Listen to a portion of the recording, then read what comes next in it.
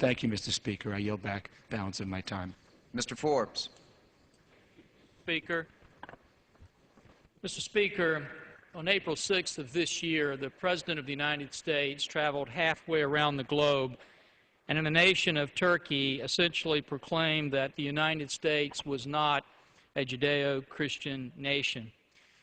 Now, I don't challenge his right to do that, nor do I dispute the fact that that is what he believes. But I wish that he had asked and answered two questions when he did that. The first question was whether or not we ever considered ourselves a Judeo-Christian nation.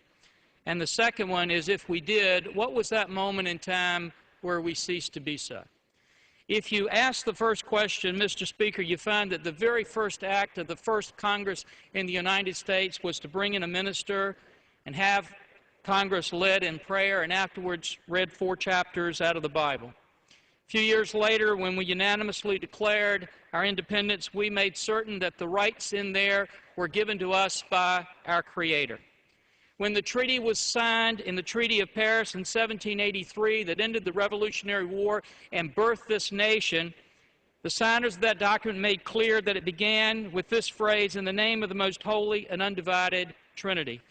When our Constitution was signed, the signers made sure that they punctuated the end of it by saying, "In the year of our Lord, 1787. And 100 years later, in the Supreme Court case of Holy Trinity Church versus the United States, the Supreme Court indicated, after recounting the long history of faith in this country, that we were even a Christian nation.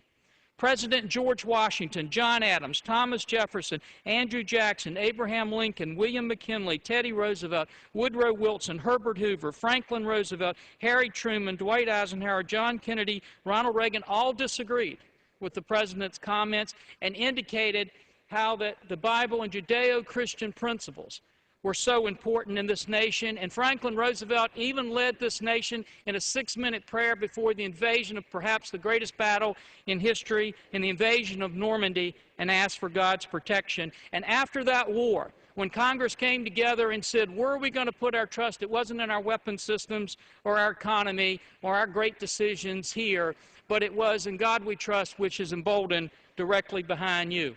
So if in fact we were a nation that was birthed on those Judeo-Christian principles, what was that moment in time when we ceased to so be? It wasn't when a small group of people succeeded in taking prayer out of our schools, or when they tried to cover up the word referencing God on the Washington Monument, or they tried to stop our veterans from having flag-folding ceremonies at their funerals on voluntary basis because they mentioned God, or even when they tried in the new visitor center to change that national motto and to refuse to put "In God We Trust" in there.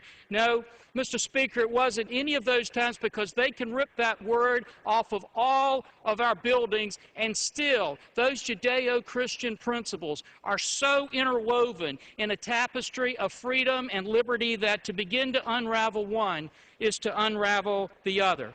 And that's why we have filed the Spiritual Heritage Resolution to help reaffirm that great history of faith that we have in this nation, and to say to those individuals who have yielded to the temptation of concluding that we are no longer a Judeo-Christian nation to come back and look at those great principles that birthed this nation and sustain us today, because we believe if they do, they will conclude, as President Eisenhower did and later Gerald Ford repeated, that without God there could be no American form of government, nor an American way of life.